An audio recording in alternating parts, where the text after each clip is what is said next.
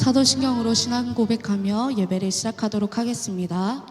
전능하사 천지를 만드신 하나님 아버지를 내가 믿사오며 그 외아들 우리 주 예수 그리스도를 믿사오니 이는 성령으로 잉태하사 동정녀 마리아에게 나시고 본디오 빌라도에게 고난을 받으사 십자가에 못 박혀 죽으시고 장사한 지 사흘 만에 죽은 자 가운데서 다시 살아나시며 하늘에 오르사 전능하신 하나님 우편에 앉아 계시다가 저리로서 산 자와 죽은 자를 심판하러 오시리라.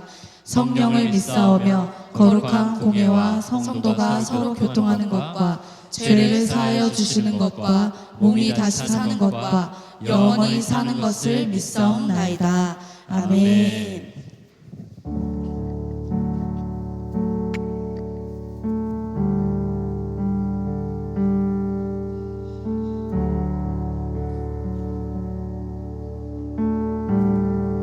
찬양의 열기. 찬양의 열기 모두 끝나면 주 앞에 나와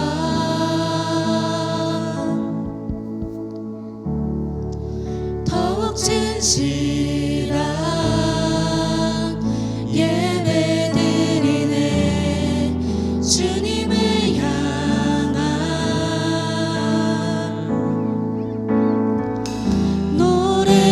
이상의 노래 내맘 깊은 곳에 주께서 원하신 것 화려한 음악보다 뜻없는 열정보다 중심을 원하시죠. 주님께 드릴 마음의 예배 주님을 향한 노래 중심 잃은 예배 내려놓고 이제 나 돌아와 주님만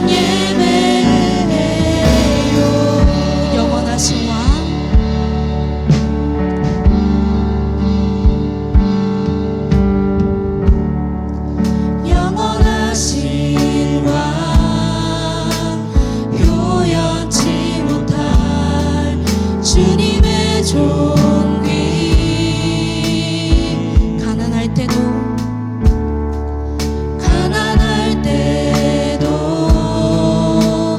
연약할 때도 주의 모든 것 노래 이상의 노래 내맘 깊은 곳에 주께서 원하신 것 화려한 음악보다 뜻없는 열정보다 중심을 원하시죠. 주님께 드릴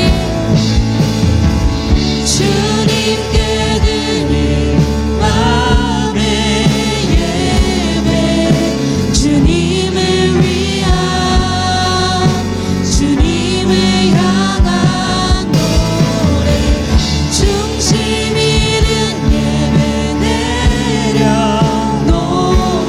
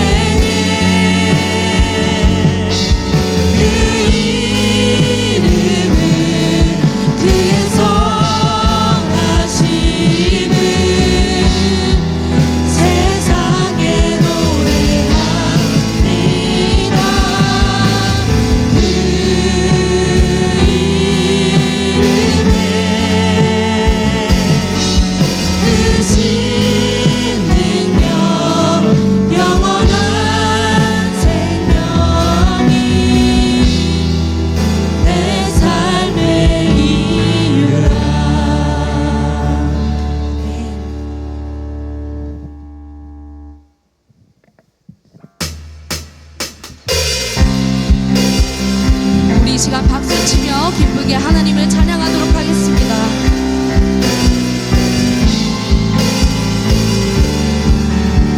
예수로 나의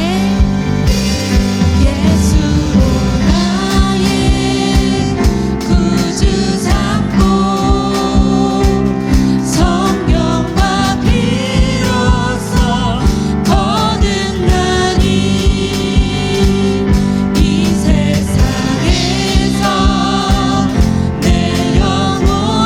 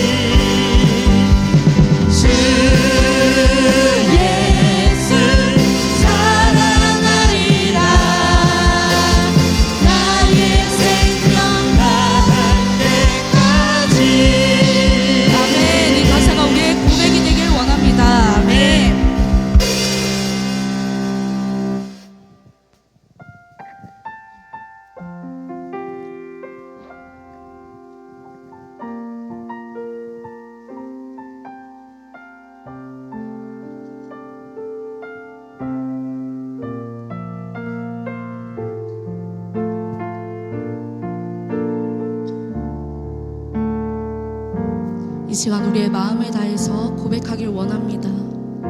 내게 허락하신 시련을 통해 나의 믿음 더욱 강하게 자라나고 험한 산과 골짜기 지나는 동안 주께 더 가까이 나를 이끄시네. 내가 겪는 시련이 어렵고 힘겨워도 내 주님보다 크지 않네. 내 앞에 바다가 갈라지지 않으면 주가 나로 바다 위 걷게 하리. 나는 믿네. 주의 능력으로 내 삶 새롭게 되리. 나는 믿네. 주의 능력으로 담대히 나가리라.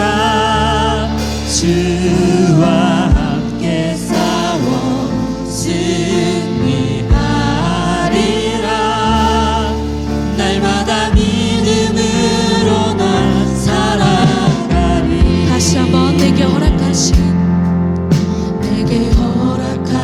허락하신 시련을 통해 나의 믿음 더욱 강하게 자라나고 험한 산과 골짜기 지나는 동안 주께 더 가까이 나를 내가 겪는 시련이 어렵고 힘겨워도 내 주님보다 크지 않네. 내 앞에 바다가 갈라지지 않으면 주가 나로 바다 위 걷게 하니. 나는 믿네. 주의 능력으로 내 삶 새롭게 되리. 나는 믿네. 주의 능력으로 담대히 나가리라. 주와 함께 싸워 승리하리라. 날마다 믿음으로 난 살아가리. 내가 겪는 시험이 어렵고 힘겨워도 내 주님보다 크지 않네. 내 앞에 바다가 갈라지지 않으면 주가 나로 바다 위 걷게 하리. 나는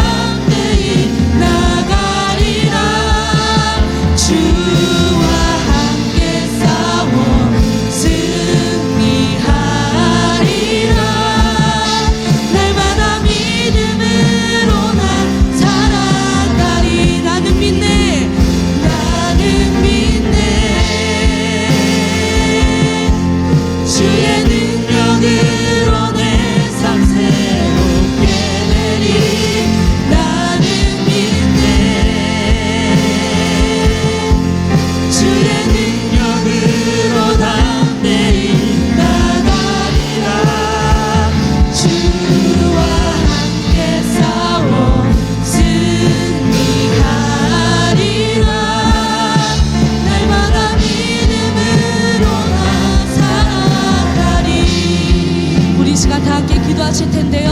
하나님 아버지, 우리에게 끝없는 믿음을 부어주시옵소서. 주를 붙잡을 수 있는, 주님만을 의지할 수 있는 믿음을 하나님 우리에게 허락하여 주시옵소서라고 우리 시간 주여 한번 부르시고 기도하시겠습니다. 주여. 하나님 아버지, 우리에게 그 믿음을 부어주시옵소서. 하나님 우리에게 은혜로 부어주시옵소서. 하나님 우리에게 어떠한 시련이 다가와도 오직 주만 붙잡고 주만을 의지할 수 있는 믿음을 부어주시옵소서. 주여.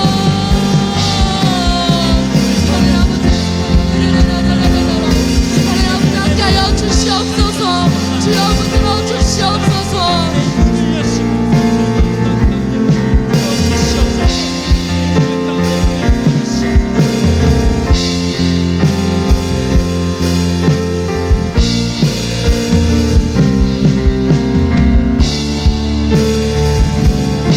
하나님, 우리가 이 시간에 주의 이름으로 모였습니다.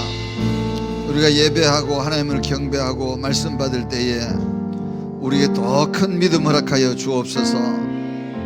아멘으로 하나님의 말씀을 받게 하여 주옵시고 하나님의 음성으로 들을 수 있고 믿고 순종할 수 있도록 은혜 베풀어 주옵소서. 예수님의 거룩하신 이름으로 기도드리옵나이다. 아멘. 자, 오늘 요한계시록 4장 4절입니다. 함께 봤습니다. 시작. 또 보좌에 둘려 24보좌들이 있고 그 보좌들 위에 24장로들이 흰옷을 입고 머리에 금면류관을 쓰고 앉았더라. 아멘.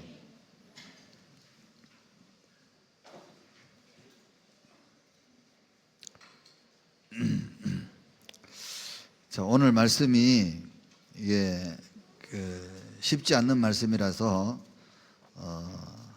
기도회를 하고 이렇게 말씀 보면 제가 지칠 것 같아서 그냥 일단 말씀 먼저 받도록 하겠습니다. 자, 필자 중심의 강해 보겠습니다. 시작. 요한계시록 4장 4절은 하나님의 보좌 주위를 둘러싼 24장로들의 존재와 역할을 묘사한다.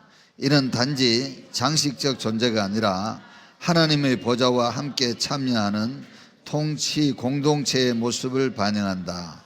역사적 전천년주의 관점에서는 이 장로들을 구속받은 교회의 대표자들, 즉 구약과 신약의 모든 성도를 아우르는 상징적 존재들로 해석한다. 이 구절은 장차 이루어질 그리스도의 통치에 동참하게 될 성도들의 위치와 영광을 미리 보여주는 장면이다.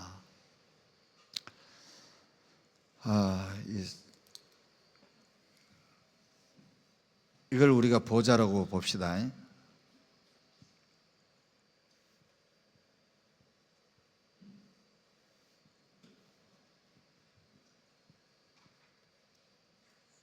하나, 둘, 셋, 넷, 다섯, 여섯. 더 해야 되겠네.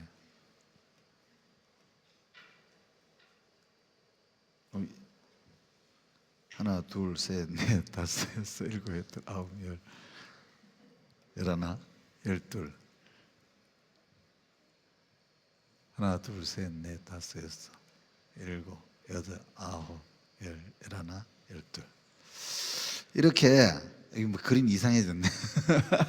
삐딱해졌네. 하여튼 이해하고 봅시다.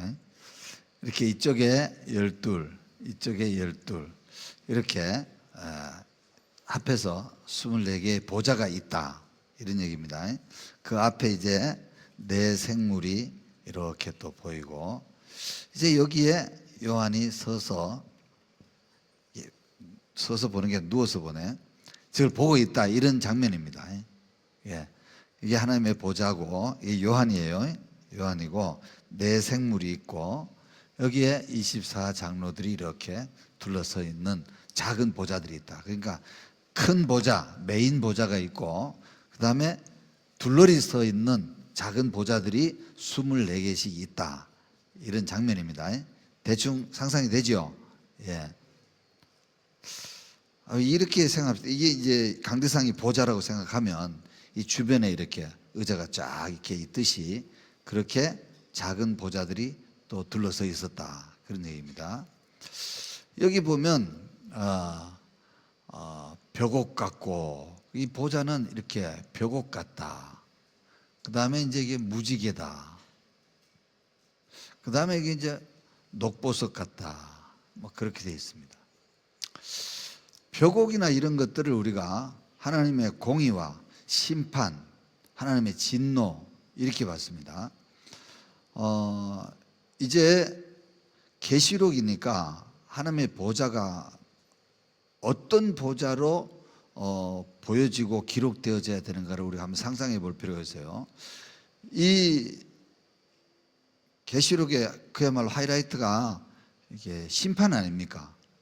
그러니까 요한이 볼 때에 그 하나님은 심판의 하나님이세요. 아멘.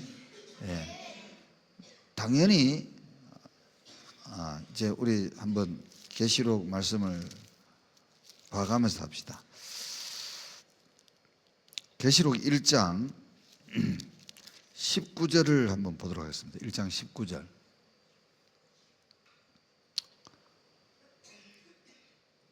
계시록 1장 19절. 그러므로 내 본 것과 이제 있는 일과 장차 될 일을 기록하라. 그렇게 말했어요. 내 본 것은 뭐냐 하면 계시록 1장에 보게 되면 10절에 주의 날에 내가 성령에 감동하여 내 뒤에서 나는 나팔 소리 같은 큰 음성을 들으니, 그러면서 그 예수님의 모습이 쫙 보이잖아요. 그때 본 것을 얘기하는 겁니다. 그 다음에 이제 있는 일은 뭐냐 하면 2장부터 3장에까지 있을 7교회의 모습이에요. 현재 있는 모습. 그 다음에 이제 장차 될 일이 뭐냐? 그게 이제 4장 이후에 될 일입니다. 그럼 이제 4장 1절을 우리가 다시 한번 보도록 하겠습니다. 4장 1절. 이 일 후에 내가 보니 하늘에 열린 문이 있는데 내가 들은 바 처음에 내게 말하던 나팔 소리 같은 그 음성이 가로되 이리로 올라오라. 이후에 마땅히 될 일을 내가 내게 보이리라 하시더라. 여러분, 이 말씀을 항상 머릿속에 기억을 해놔야 돼요. 지금부터 이제 제가 어려운 얘기를 좀 해야 되는데, 이게 무슨 얘기냐면 우리도 어려워요. 목사들도 어렵다고. 24장로가 도대체 어떤 존재들인가? 도대체 구체적으로 누군가? 뭐 이런 얘기를 해야 되는데, 이게 굉장히 뜬구름 잡는 소리 같아서 이게 쉽지 않는 얘기예요. 근데 참 부럽기는 부러운 일이 뭐냐면, 제가 유튜브 상으로 이 부분에 대해서 어떤 목사님들이 어떤 설교를 하고 계시는가 검색을 주르륵 다 해봤잖아요.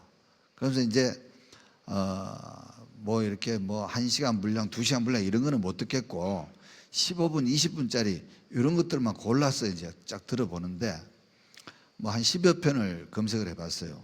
해봤는데 목사님들이 얼마나 담대하게 너무 확신을 가지고 이렇게 말씀을 전하세요. 24장로에 대해서. 근데 똑같이 전하는 사람이 없어요. 예? 10여 명의 목사님들을 검색을 했는데도 다 달라. 근데 다 다른데 어떻게 한 사람도 빠짐없이 그렇게 자신감 있게 확실하게 하시는지 모르겠어. 이 말씀은, 제가 이런 말씀을 드리는 내용은 뭐냐 하면, 저는 이 부분에 대해서 우선 여러분들에게 자신이 별로 없는 대목이에요. 확정적으로 전할 수 있는 그런 자신감이 제게 부족해요. 왜 그러냐라는 이유를 설명하겠습니다. 우리가 무천년주의자들은 보게 되면 성경 해석을 어떻게 한다 그랬죠? 무천년주의자들은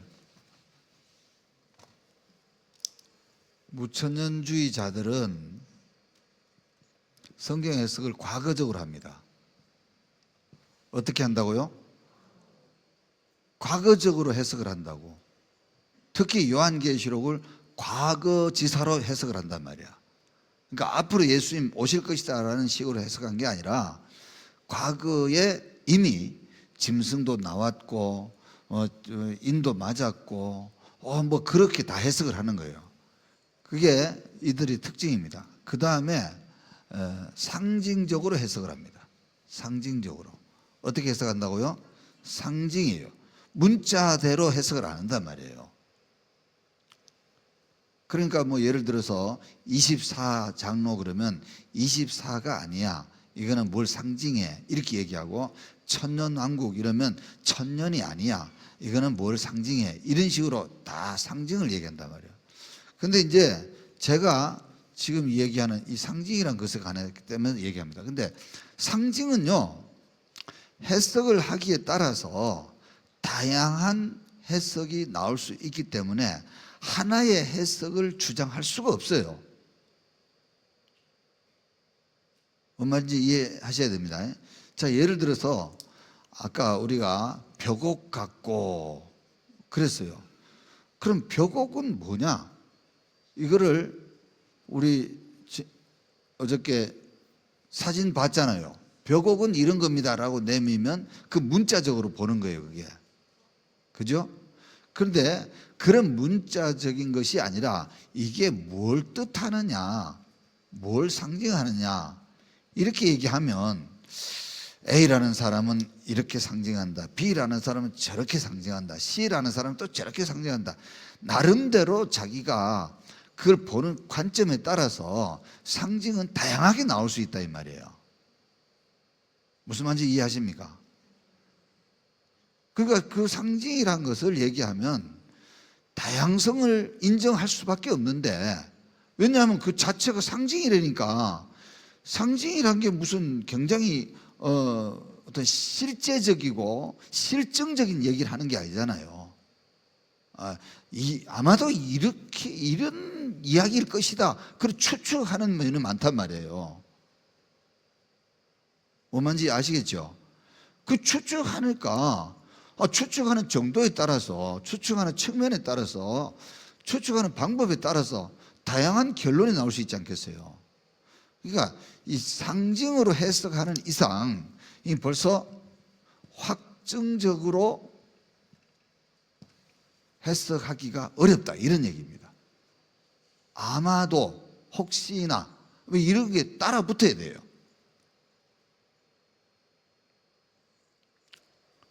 그러면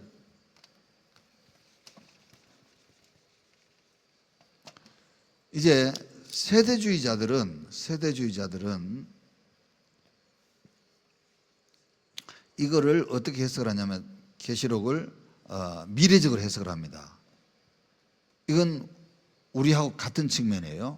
과거를 해석을 안 한단 말이에요. 미래적이단 말이에요. 두 번째, 세대주의자들은 문자적이에요. 문자적. 아주 고집스럽게 문자를 고집해요. 그런데 세대주의자들이 이런 대목에 오게 되면 이걸 또 세대주의자들은 문자적으로 해석을 못해요. 문자적으로 하려면 24 보좌, 24 장로 이러면 정확하게 24개의 보좌와 24명의 장로 이렇게 해석을 해야 되잖아요. 문자니까. 뭐 동의를 하든지 아니면 아니라고 하든지 뭐 표정을 좀 보여봐봐. 무서워. 에? 그러면 이분들은 24는 뭐라고 설명을 해야 된단 말이야. 근데 그렇게 설명하시는 분도 있더라고. 이거는 구약에 하나님의 뜻을 이루어드린 위대한 하나님의 종들을 이야기한다 라고 하면서 모세를 대고 다윗을 대고 다니엘을 대고 요셉을 대고 쭉 풀더라고. 그런 분들 이 사람 진짜 용기 있네 싶더라고. 근데 그렇게만은 혼자의 주장이지 그걸 뒷발 그걸 누가 증명해 줄 거예요? 이거 구약에 나오는 하나님의 종들이라는데 거기서 뭐 다윗 다니엘 쫙 얘기하는데 그럼 구약의 인물들이 24명밖에 안 나오겠냐고. 기준이 뭐야? 예? 구약에 하나님의 종으로 쓰임받았던 인물들이 딱 24명만 있으면 돼. 그죠? 그럼 이게 뭐 아주 크게 쓰임받은 사람, 중간쯤 쓰임받은 사람, 아주 미약하게 쓰임받은 사람, 그럼 기준이 뭐야? 이게 늘리면 이게 50명도 될 수 있고, 줄이면 또 14명도 될 수 있고, 딱 24명이라는 근거가 매우 빈약하단 말이에요. 그러니까 또 이런 얘기도 또 그렇게 함부로 장담할 얘기가 아니에요. 그래서 우리 역사적 전천년주의 입장에서는 미래적으로 해석을 하고, 이거는 우리가 이쪽과 동일합니다. 하고, 그 다음에 문자적인 해석을 중심으로 하되 상징을 겸해서 한다. 이게 우리 입장이란 말이죠. 그럼 언제 어떤 경우에 상징을 해석을 하냐? 바로 이제 이런 경우입니다. 24보좌와 24장로는 구체적으로 누구를 지칭하고 있을까? 그럴 때 이게 애매하잖아요. 애매할 때 문자적으로 해석하자니 애매하고, 또 그렇다고 무조건 상징적으로 가자니 또 애매하고 하니까, 우리는 이런 경우에는 상징으로 간다라고 얘기를 한단 말이죠. 근데 말은 우리도 이렇게 하지만, 저도 그렇게 하지만, 어떤 경우에 문자고 어떤 경우에 상징인지 그 확실한 기준을 대라 이러면 또 그것도 애매한 거야. 문자도 우리가 가지고 있는 기준은 그거예요. 문자적으로 해석을 최선을 다해서 하고, 그 문자적으로 해석이 전적으로 어울리지 않을 때에 대체로 상징을 기법을 투여한다. 이런 방식이란 말이죠. 그냥 둥그스름하게 생각하면 우리가 맞아요. 맞는데 제가 자신 없다라는 부분이 바로 이겁니다. 이게 우리의 입장에서 상징이든 이 사람들의 입장에서 상징이든 간에, 상징이라 그러면 일단은 해석이 정확하게 딱 떨어지는 해석은 아니다. 뭔 말인지 이해를 하셔야 됩니다. 그 말이 맞을 수도 있고, 그 말이 아주 100점 줄 수는 없지만 한 90점 정도는 될 수도 있고, 아니면 그렇게 생각하면 또 그렇구나, 또 이렇게 생각해 볼 수 있지 않나 라고 이의를 제기하면 또 우리가 양보를 해야 되는 그런 입장이란 말이에요. 그래서 문자적으로 확정이 되는 해석은 확실합니다. 그거는. 아멘. 근데 일단 상징이다 그러면 너무 그렇게 자신감 있게 얘기해서는 안 된다. 가르치는 입장에서 목사가 더듬하게 어리벙벙하게 왔다리 갔다리 해서는 안 되겠지만 상징으로 해석할 수밖에 없는 상황으로 몰리게 되면 일단 좀 겸손할 필요가 있겠다. 아멘입니까? 일단 좀 겸손할 필요가 있다. 저는 개인적으로 그렇게 생각하고 있습니다. 그래서 이제 24장로가 어쨌다, 뭐 14만 4천 명이 어쨌다, 뭐 전 3년 반, 후 3년 반이 어쨌다, 뭐 넉 달 반이 어쨌다, 뭐 이런 숫자가 이제 앞으로 계속 많이 나올 텐데, 이런 숫자를 그러면 언제는 문자로 하고 언제는 상징으로 해야 되느냐? 이게 교과서가 없어요.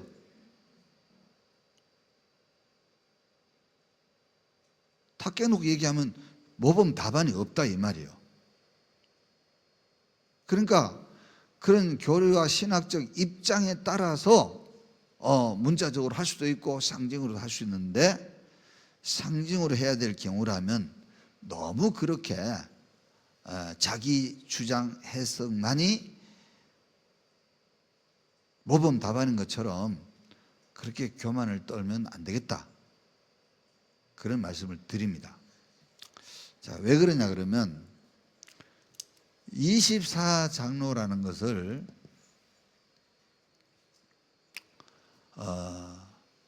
이렇게 해석하시는 분들이 있어요.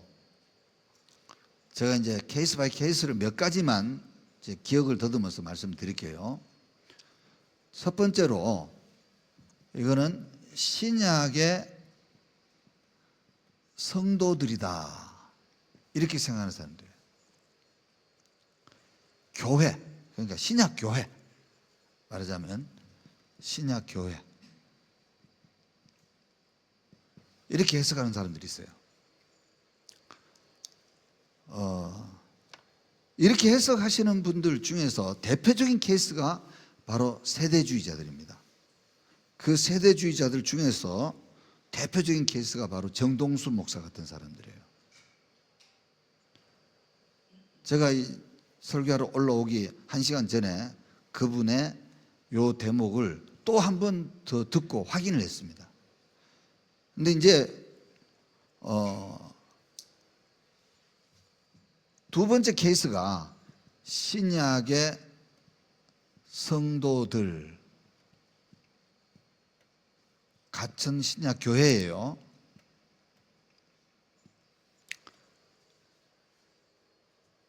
근데 똑같이 해석을 하는데 뭐가 다릅니까? 달라요. 해석은 똑같이 신약의 성도 교회라고 그러는데 달라요. 왜 다르냐 하면 이 세대주의자들이 신약의 성도들이라는 입장은 뭐냐 하면요, 요한이 딱 보니까 신약 교회가 이미 와 있는 거야. 어디에 와 있어? 천국에 와 있는 거지. 그러니까 봐라, 교회가 휴거가 됐잖아, 이렇게 설명한다 이 말이에요. 전달됐어요? 자, 거기에 맞춰서 다 해석을 하는 거예요. 봐라, 면류관을 섰지 않냐. 예수님 재림하실 때 우리에게 면류관 주는데 왜? 교회가 휴거 받았으니까, 성도들이 휴거를 했으니까 면류관까지 받았지 않냐. 이제 이렇게 해석하는 거예요. 근데 그런 입장에서 신약교회 성도들이라고 해석하는 무리들이 세대주의자들이고, 역사적 전천년주의 입장에서 이건 교회로 보자 라는 사람들이 있어요. 보는데 이게 신구약 합쳐서 볼 것이냐, 신약만 볼 것이냐, 요 입장이 또 다른 거예요. 그러면 이 사람들이 보는 관점하고 이 사람들 보는 관점이 뭐가 다르냐? 아주 다릅니다. 자, 우리 다시 4장 1절. 이후에 마땅히 될 일을 내가 네게 보이리라. 제가 그래서 이 해석을 드리려고 이 말씀을 읽어 드린 겁니다. 그 다음에 1장 19절. 내가 본 것과 이제 있는 일과 장차 될 일을 기록하라. 이게 지금 요한이 이렇게 바라보고 있는 이 천상의 모습은 이게 지금 있는 일입니까? 이전에 있었던 일입니까? 아니면 장차 될 일입니까? 요거는 요 메인 보좌, 이거는 전에도 있었을 거예요. 지금도 있을 것이고 장차도 있을 겁니다. 할렐루야. 그런데 그 보좌 주변에 둘러싸고 있는 그 24보좌와 24장로들을 만약에 교회라고 해석을 하게 되면 이건 어디에 속하는 겁니까? 이전에 있었던 겁니까? 지금 있는 겁니까? 장차 될 일입니까? 장차 될 일로 보자는 거죠. 그러니까 이 사람들의 입장하고 이 사람들의 입장이 같아요, 달라요? 정신 안 차리면 지금 헷갈리니까 정신 바짝 차리라고. 지금 이 사람들은 지금 막 휴거돼 가지고 멸류관을 받고 그 자리에 앉아 있다, 이런 입장이고, 두 번째 케이스는 장차 될 일이야. 아직 휴거도 안 됐고 아직 천상에 올라가지 않았는데 실제 교회는 바닥에 있는데 지상에 있는데 장차 될 모습을 보여주는 미래적인 예언적인 그런 입장이기 때문에 신약 교회로 봐도 된다 이렇게 보는 입장이라 이 말이야. 이게 전달됐어요? 얘들아 너희들은 자 그러면 이제 뭐가 문제예요? 앞에 1번 해석이 뭐가 문제예요? 지금 막 휴거를 했어. 그래서 면류관 받고 그 자리에 앉아있다 라고 보는 게 세대주의자들이고 정동수 목사가 강력하게 주장하는 주장이거든. 그럼 뭐 어떤 문제가 생길까?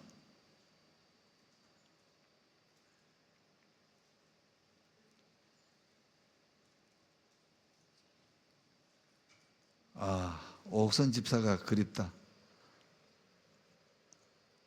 옥선 집사 같으면 설명을 할 텐데. 자, 신권사 얘기해봐. 그러면 일어나서 얘기하라 그랬잖아.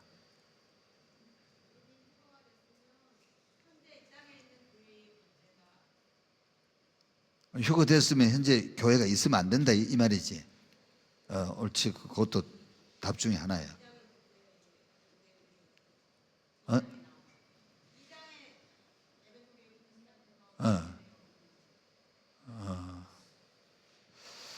허 집사님 얘기해 보세요.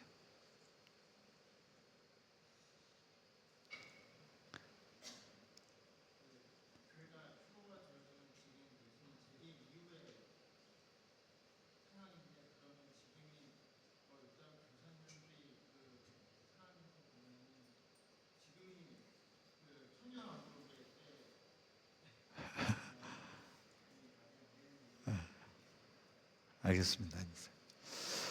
눈이 개슴츠레 한 사람 있으면 시킬 거야 내가. 자 여러분 이렇게 생각해 보세요. 자 이분들은 요한이 지금 들림 받아서 천상을 보고 있는 이 요한이 올라간 거를 교회가 올라갔다고 해석을 하는 거예요. 이해하시죠? 그러니까 요한 이꼬르 교회란 말이야. 그러면 요한은 지금 이렇게 보고 있는데 뭘 보고 있어? 휴거된 교회를 보고 있다 이런 말이잖아. 그럼 요한도 교회고 거기 앉아있는 24장로들도 교회다 이런 말이 되잖아. 말이 될까 안 될까? 말이 안 되잖아요. 이해됐어요? 요한이 교회인데 교회가 휴거를 됐단 말이야. 올라가니까 또 교회가 있네? 이런 얘기야. 이 말이 안 된다 이 말이지. 뭔 말인지 아시겠죠? 알겠어 모르겠어 얘기를 해줘봐. 요한이 들림 받은 그 모습을 교회의 휴거로 1차 해석을 했단 말이야. 그런데 그 요한이 가보니까 또 뭐가 있어?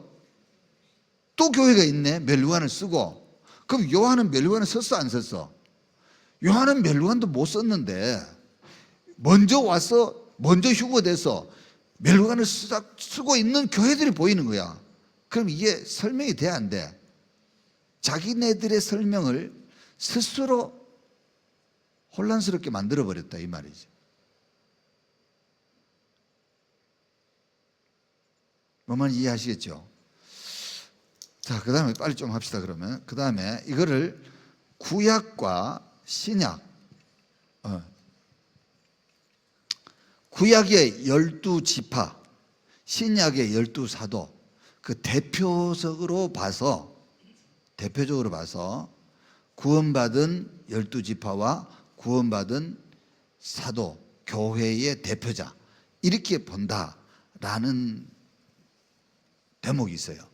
그 다음에 네 번째는 이것 때문에 이제 저도 머리가 아픈데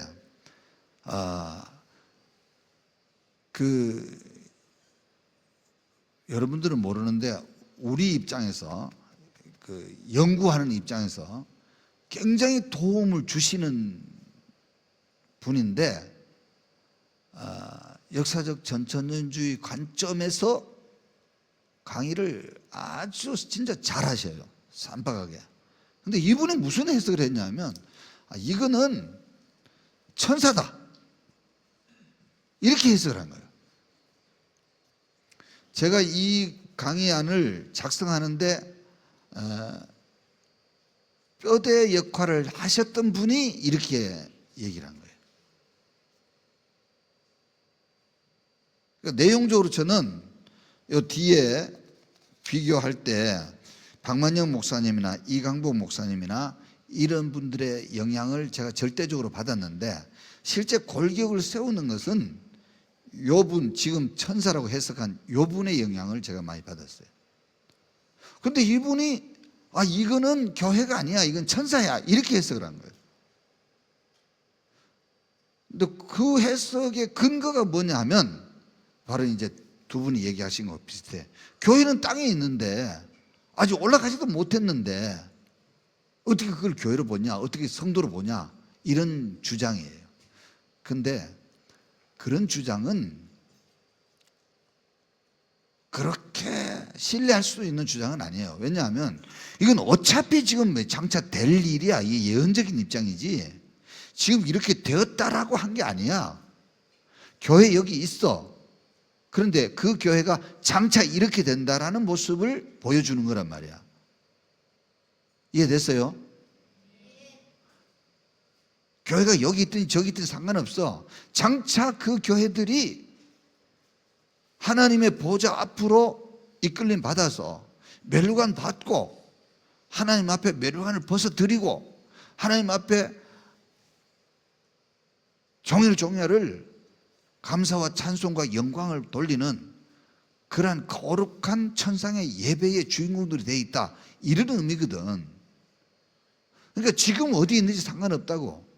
언젠지 모르지만 장차 멸류관을 쓸 것이요, 장차 보좌를 중심으로 초청을 받게 될 것이요, 장차 그들이 하나님과 함께 이 땅을 통치할 거룩한 하나님의 종들이다, 이런 모습을 요한에게 보여줘서 요한으로 하여금 이 지상에 내려와서 지상 교회들에게 내가 봤는데 너희들이 앞으로 하나님의 보좌에 둘러서 있는 그러한 장로들이 될 수 있대. 너희들이 하나님으로부터 금멸관을 받는 모습을 내가 봤어. 너희들이 지금은 이렇게 핍박이고 고난이고 시련이고 연단이지만 결국은 하나님과 함께 천상을 통치할 수 있는 위대한 하나님의 거룩한 통치의 반열에 들어갈 수 있는 그러한 승리하는 교회가 될 거야, 승리하는 성도가 될 거야, 이런 이야기를 기록으로 남기고 그런 이야기를 선포하라고 하나님께서 요한에게 보여줬다, 이런 얘기거든. 할렐루야. 아멘. 그러니까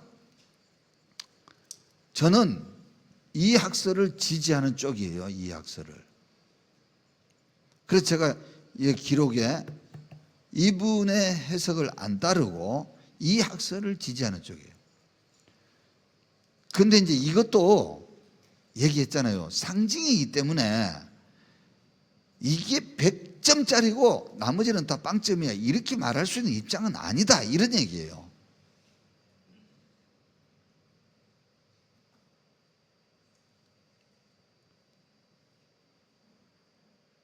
상징이란 얘기는 1.1핵의 오차도 없는 가장 완벽한 답이다라는 말하고 달라요. 뭔 말인지 아시겠죠? 자, 이렇게 얘기하니까 이제 막 또 여기에 대한 반론을 제시하는 분이 있어. 구약의 12지파, 그 뭐 베냐민 지파 이런 건 저주받은 지파 아니야, 막 이러면서 그렇게 그게 완전한 천상에서 하나님의 보좌에 둘러설 수 있는 그런 보좌의 자리에 앉을 만한 그런 가치가 있냐, 막 이렇게 막 따지는 사람들 있죠. 있을 수 있는 얘기거든요.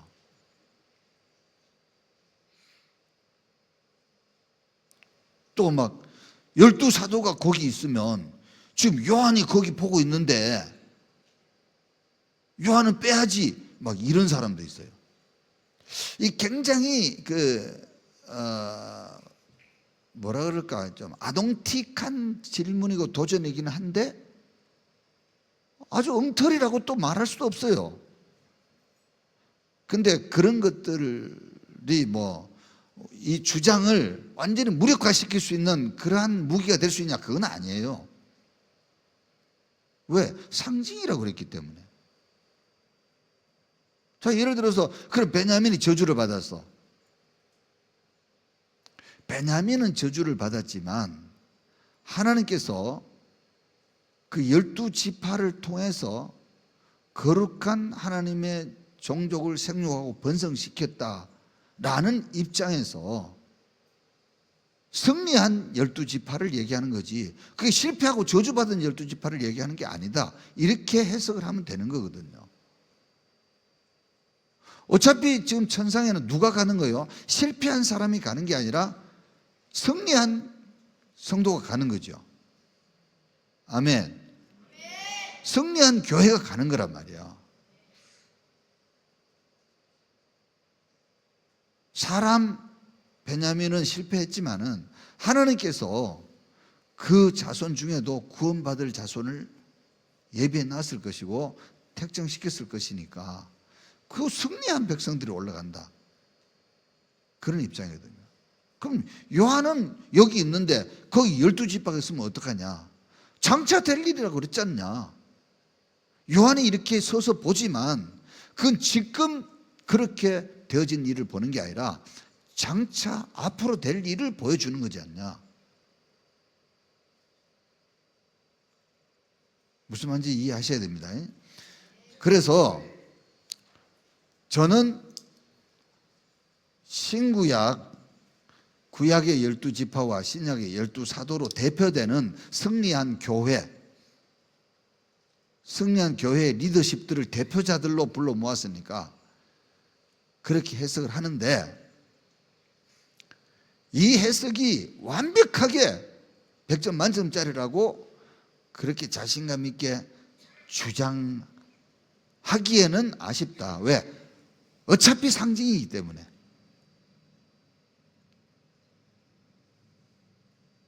아멘입니까? 그러니까 우리는 이제 그럼 어떻게 하란 말입니까, 목사님? 그러면 이렇게 하면 돼요.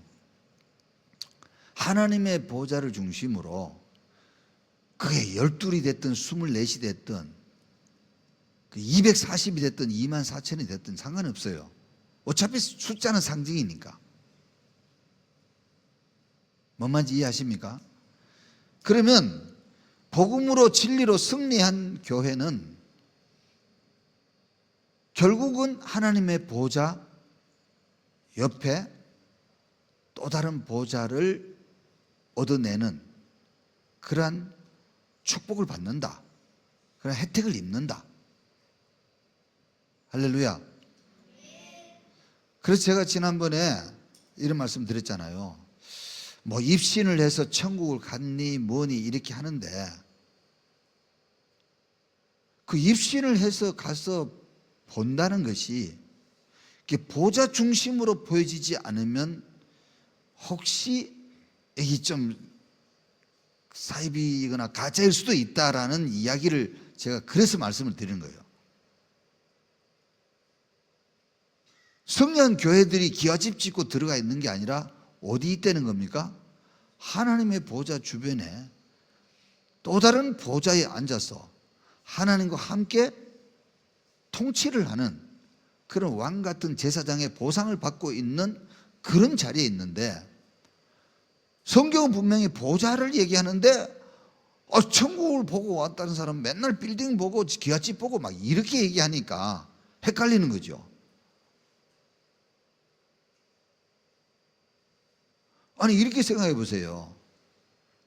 여기 이 장면이 어떤 사람은 천국의 예배 장소다 이렇게 보는 사람도 있고, 어떤 사람들은 천국의 하나님의 통치 집무실이다 이렇게 해석하는 사람이 있어요.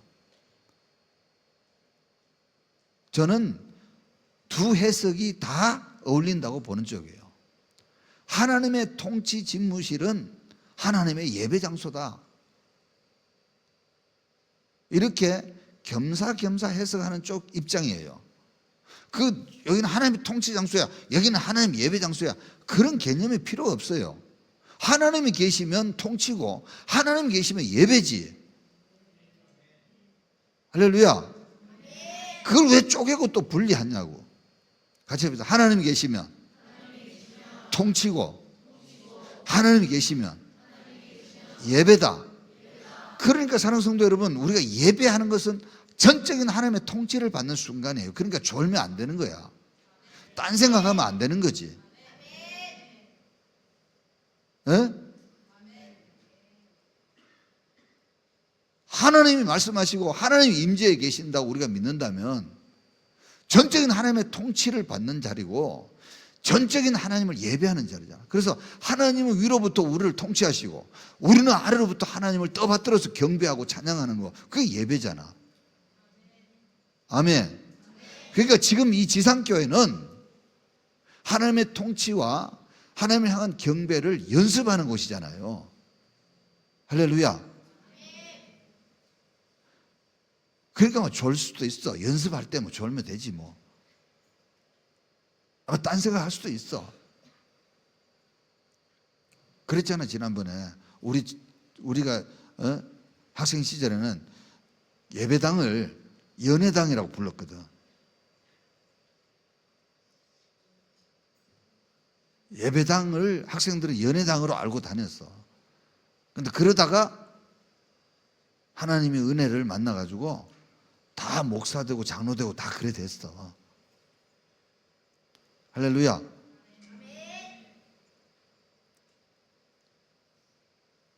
뭐 때문에 그래 된 거지? 하나님의 통치가 들어온 거잖아. 내 마음과 생각 가운데, 내 영혼 가운데 하나님의 통치가 들어왔잖아.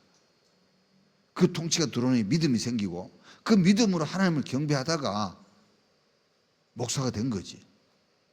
장로가 되고. 할렐루야. 그러니까 그런 게 교회의 모습이라고. 근데 이 교회는 연습하는 곳이니까 100% 완벽한 통치도 아니고 100% 완벽한 예배도 아니잖아. 그런데 그 100% 완벽한 그 통치와 예배가 이루어지는 것이 어디야? 바로 이 보좌라 말이야. 보좌. 아멘, 아멘. 그 보좌에서 앉으나 서나 세세무음토로 하나님 영광 찬송 이거 하는데 언제 기아집 가서 밥에 먹고 빵 사 먹고 언제 빌딩 들어가서 뭐 그런 게 어딨어. 아이 참.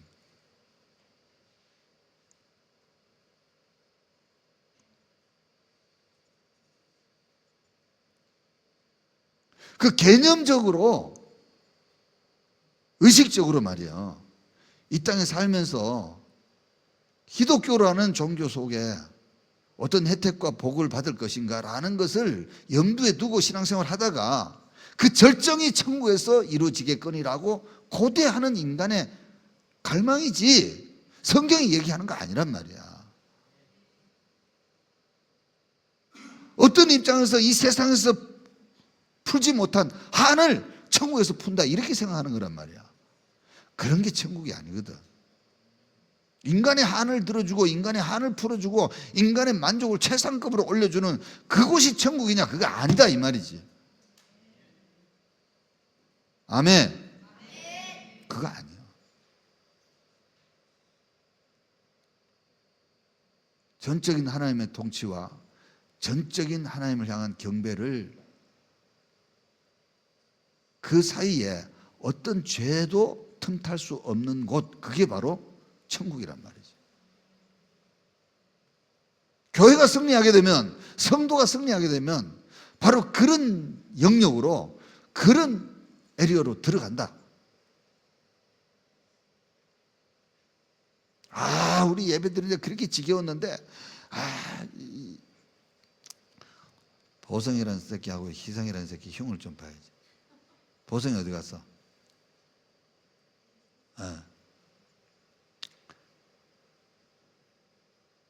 점아가 운동장 돌기를 너무 싫어하잖아.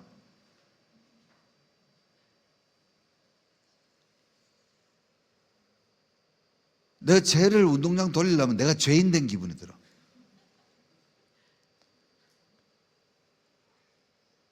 뭐 보성이뿐만 아니라 여기 여럿이 있어. 예담이 저것도 말이야. 막 추워요. 추워 죽겠어요. 아파요. 민지야 뛰자 그러면 발목 아프다, 허벅지 아프다, 종아리 아프다. 매일 달라 아픈 데가.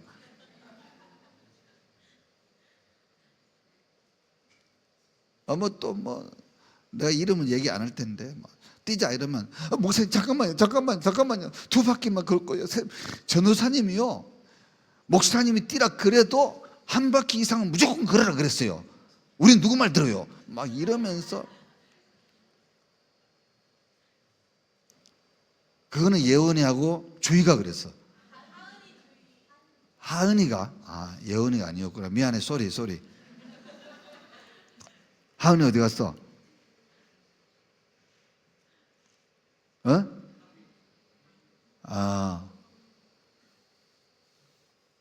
그 보성이가 뛰는 걸 너무 싫어하는 거야. 그런데 보성이가 뛰는 것보다 더 싫어하는 게 있더라고. 내가 그걸 발견했어. 뭘까? 교장 선생님 얘기해봐. 뭘까? 보성이가 뛰는 것보다도 싫은 거.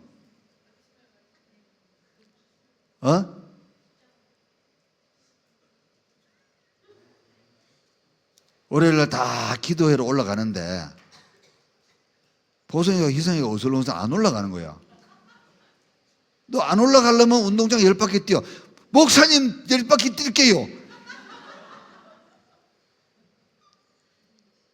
기도회 가는 것보다 10바퀴 뛰는 게 좋은 거야. 그래서 내가 그랬어. 20바퀴. 괜찮아요. 20바퀴 뛸게요.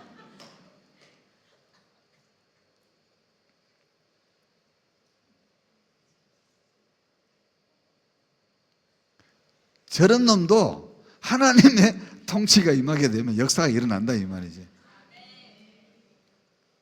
어떻게 알아? 저게 장로가 될는지 저게 목사가 될는지 아직 우리 몰라.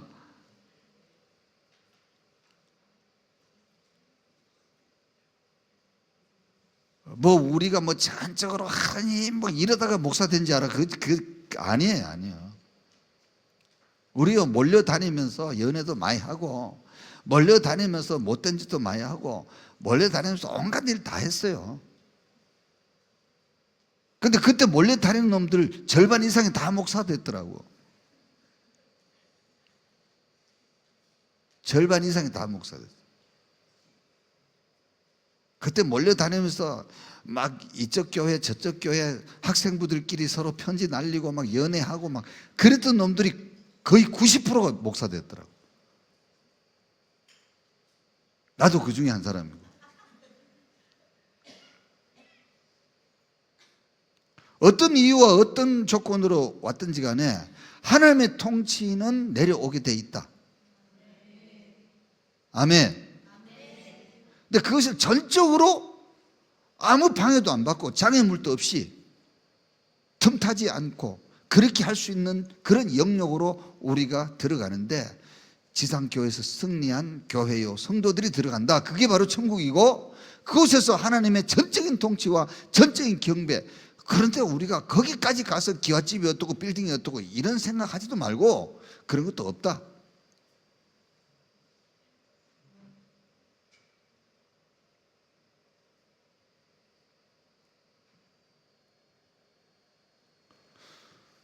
천국에 기와집을 그렇게 크고 빌딩을 그렇게 높고 그렇게 지으려면 도대체 얼마나 어떻게 그런 발상 그 자체가 이 땅 위에서 만족을 못 얻은 사람들이 한풀이 하는 신학 중에 하나예요. 그게. 하나님의 보좌에 초청을 받는 위대함, 그 영광스러움, 그 거룩함, 그 빛나는 그 축복의 자리에 누가 들어간다는 거죠? 성도가 들어간다, 교회가 들어간다. 그게 뭐 24가 됐든 뭐 240이 됐든 상관없어. 누가 들어가겠어 거기에? 예? 거기 누가 들어가겠냐고? 우리가 안 들어가면 누가 들어가겠냐고? 할렐루야. 그 대표자의 숫자를 24라는 숫자로 상징적으로 올려놨다.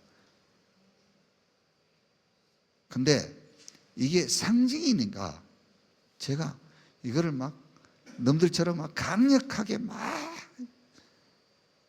이렇게 못하겠다 이런 얘기예요.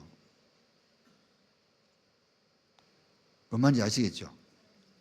제가 문자적으로 확고하게 해석할 수 있는 곳에서는 제가 막 입에 개거품 물고 막 논쟁을 하고 시시비비를 가리고 아니다 있다 막 그렇게 하잖아요. 근데 상징이라는 대목에 가면 너무 그렇게 완벽한 답인 것처럼 그렇게 얘기하는 것은 좀 곤란하지 않을까. 어차피 100점짜리 해석은 안 나온다. 상징은 아멘이죠. 예. 어차피 100점짜리 해석은 안 나온다. 다만 이런 해석들 이건 조심해야 된다. 신약의 성도들이라고 해석하는 것이 틀렸다는 얘기가 아니야. 구약의 성도들이라고만 해석해도 곤란하고 신약의 성도들이라고만 해석해도 곤란하니까 우리는 신구약에 승리한 믿음의 거룩한 백성들이라고 본다. 이렇게 해석을 하는 거고, 그 신약의 성도들이 면류관을 쓴 것을 보니까 교회는 바로 휴거했다. 이런 아주 짜깁기식의 엉터리 해석은 절대 안 된다. 그건 용납해서는 안 된다. 아멘? 네. 그거는 논리적으로도 깨진다. 요한이 교회라고 해놓고 요한이 올라가서 보니까 또 교회가 휴거돼서 와 있더라. 이건 스스로 자기 논리를 자기가 부정하는 거예요. 이게 이해되지요? 요한이 들림받는 사건을 교회가 휴거받는 사건으로 1차 해석을 해놓고 가서 그 요한이 들여다보니까 그 앞에 이미 멜루안 쓰고 보좌 주변에 둘러있더라. 저게 바로 휴거된 교회야 라고 해석을 하면 둘 중에 하나는 가짜여야 되잖아. 그걸 쳐다보고 있는 요한이 교회가 아니든지 그 앞에 멜루관 뒤잡아 쓰고 있는 그게 교회가 아니든지 둘 중에 하나는 아니어야 말이 맞지. 스스로 자기 논리를 자기가 부정하는 그런 오리 속에 빠져 있으면서 너무 그렇게 막 그렇게 해석을 안 하면 마치 이단이 되는 것 마냥 그렇게 강력하게 주장하는 거 좋지 않아 보인다. 그래서 상징은 적어도 상징이라고 해석을 하게 되면 완벽한 100점짜리 해석이라고 주장해서는 안 되겠다. 아멘. 예. 자, 쭉 한번 읽어보도록 하겠습니다. 이제 해석을 드렸으니까 또 보좌에 둘려 24 보좌들이 있고 시작. 하나님의 중심 보좌 주위에 24개의 작은 보좌들이 둘려 있다는 것은 하나님께서 혼자 통치하시는 독재적 통치자가 아니라 백성과 함께 다스리시는 연합 통치자이심을 보여준다. 둘려는 원형 구조를 암시하며 하나님의 통치가 포위된 듯 보호받고 있으며 공동체적이며 질서 있게 공유되는 통치임을 암시한다. 천국 공동체, 천국 공동체. 하나님 따로, 우리 따로 노는 게 아니라 지상교회에서 예수 그리스도와 우리가 연합되어서 하나 됐던 것처럼 보좌와 우리가 연합되어서 하나 되는 것, 그것이 천상의 교회의 모습이다. 아멘. 그 보좌들 위에 24 장로들이 시작. 이 24 장로들은 신학적으로 여러 해석이 있으나 역사적 전천전주의는 이들을 12지파, 구약 성도, 12사도, 신약 성도의 조합으로 해석하여 하나님의 구속받은 전 교회 공동체를 대표하는 존재들로 이해한다. 이들은 단지 관찰자가 아니라 왕 같은 제사장으로서의 위치에 있는 자들이다. 아멘. 흰옷을 입고 머리에 금면류관을 쓰고 앉았더라. 시작. 흰옷은 의로움, 성결, 구속받은 자의 신분을 상징한다. 금면류관 스테파노스는 경쟁에서 이긴 자에게 주어지는 승리의 상징이며, 이는 이들이 단지 구경꾼이 아니라 신실하게 싸우고 승리한 신자들의 대표임을 나타낸다. 앉았더라는 표현은 이미 영광의 자리에 안식하며 통치에 참여하고 있음을 보여준다. 요약: 24장로는 구약과 신약의 성도 전체를 대표하는 존재들로, 그들은 하나님의 통치에 참여하는 의로운 공동체이며 흰옷과 멸관을 통해 구속과 승리를 상징하는 왕같은 제사장들이다. 자, 뒤에 넘겨서 영적 의미와 결론적 적용 보도록 하겠습니다. 시작. 하나님의 구원은 의롭다 하시는 은혜일 뿐만 아니라 하나님의 통치에 동참하게 하시는 영광의 부르심이다. 성도는 단지 죄에서 구원받은 자가 아니라 하나님 나라를 위해 싸우고 이기고 다스릴 자로 부름받은 존재이다. 결론적 적용. 시작. 지금의 작은 충성, 눈물, 인내는 장차 금멸관이 되어 머리에 씌워질 것이다. 오늘 우리는 하나님의 보좌를 향해 나아가고 있으며 그 앞에 앉을 자격을 훈련받고 있는 중이다. 지치지 말고 신실하게 살아가자. 왕같은 제사장으로 부름받았기 때문이다. 자, 결론의 말씀입니다. 이 천상의 24장로들의 존재적 위치와 그 모습은 요한복음 17장의 대제사장의 기도의 응답이다. 저는 이렇게 결론을 내립니다. 그게 뭔가니, 아까도 말씀드렸던 것처럼 하나되게 하옵소서, 아버지와 우리가 하나 된 것 같이 저들도 우리와 하나 되게 하옵소서, 그렇게 대제사장의 기도를 요한복음 17장에서 하시게 되지요. 그 하나 된 모습이 100% 흠도 점도 없이 완벽하게 성취된 곳, 그게 어디냐? 그 바로 하나님의 보좌와 우리의 보좌입니다. 할렐루야. 우리가 이 땅에서, 이 지상교회 안에서 하나됨을 누리는 것은 믿음 안에서 하나된 것을 선포하고 누리기는 하지만, 우리 스스로 내적 문제와 외적 갈등으로 인해서 끊임없이 그 하나됨이 회방받고 훼손되고 장애를 겪는다 이 말이에요. 그 하나됨이 완벽하게 이루어지는 허들이 너무 많아. 이 장애물이 너무 많아. 그런데 우리의 안에서든 우리의 밖에서든 어떤 것들도 하나님과 나와의 하나됨을 허물 수 없는 영역, 그런 공간, 그런 장소가 있는데 그게 바로 천국이다 이 말이죠. 할렐루야. 그래서 예수님께서 저들도 우리와 하나 되게 하옵소서라는 기도가 응답이 되었는데, 그 완벽하게 응답된 것이 바로 오늘 이 4장 4절이다. 4장 4절. 그래서 이 땅 교회 가운데서 하나됨을 우리가 맛보고 살지만 4장 4절의 하나됨은 우리가 영원토록 누리면서 사는 것이다. 실제로 성령께서 바울을 감동시켜서 주셨던 말씀처럼 위험이나 적선이나 공고함이나 칼이나 세상의 어떤 정사나 어떤 세력들도 우리 주 예수 그리스도에서 사랑해서 끊을 자가 없느니라, 그 말씀의 선포도 완벽하게 성취된 곳이 바로 이 천상의 세계다. 아멘. 이 지상에서는 교회가 아무리 그것을 누리고 싶어도 장애물이 너무 많다.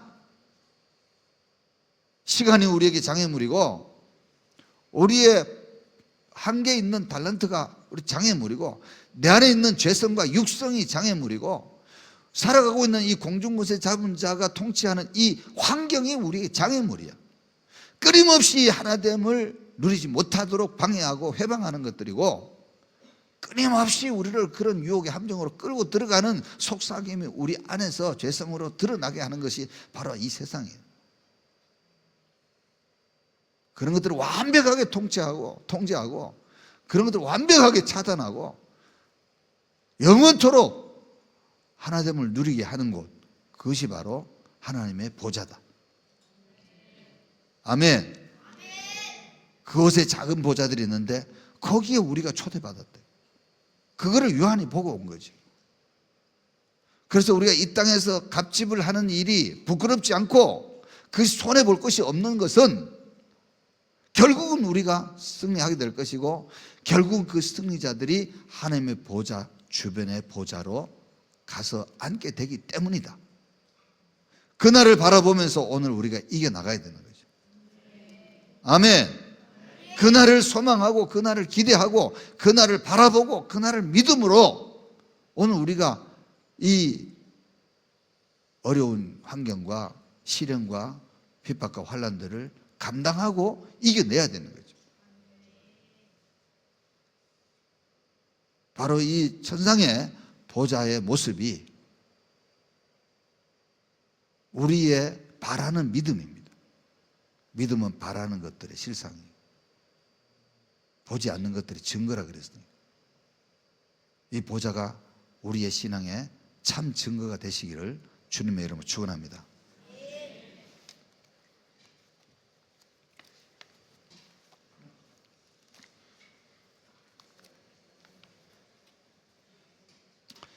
자, 우리 나는 순례자 찬양 드리도록 하겠습니다.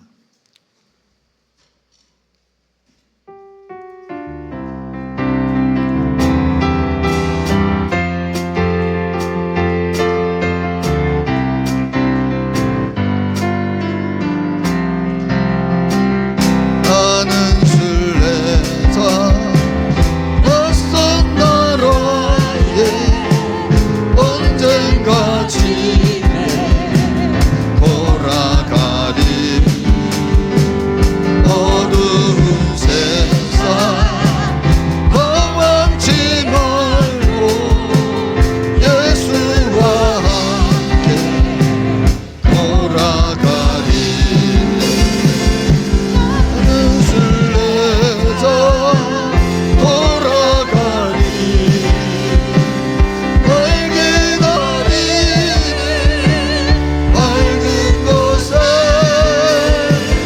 곧 돌아가리. 기쁨의 나라 예수와 함께 길이 살리. 나는 순례자 방황하지만 예수 내 구주 이끄시네. 영광의 나팔 소리 들릴 때 천사 날 위해 찾아오리. 나는 순례자 돌아가리. 날 기다리는 밝은 곳에 곧 돌아가리. 기쁨의 나라 예수와 함께 길이 살리. 나는 순례자 피곤한 몸을 하늘나라에 누이시네. 주 볼 때마다 영광 나타나 승리를 위해 찬양하리. 나는 순례자 돌아가리. 날 기다리는 밝은 곳에 곧 돌아가리. 기쁨의 나라 예수와 함께 길이 살리. 여러분, 목사도 성도도 다 보좌에 앉는 거예요.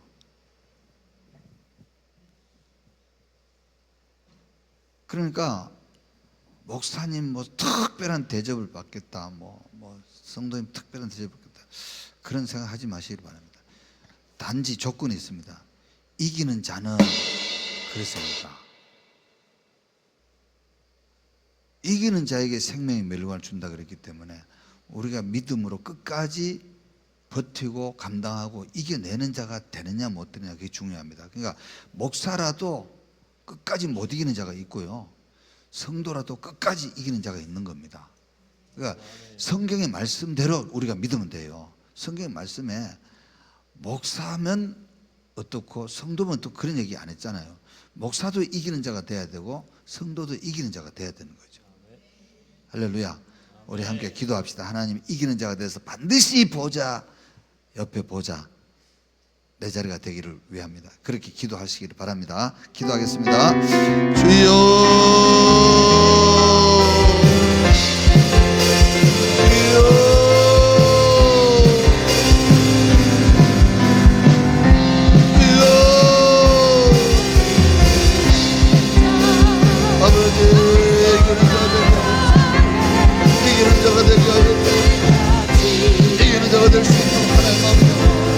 주의 백성들이 이기는 자가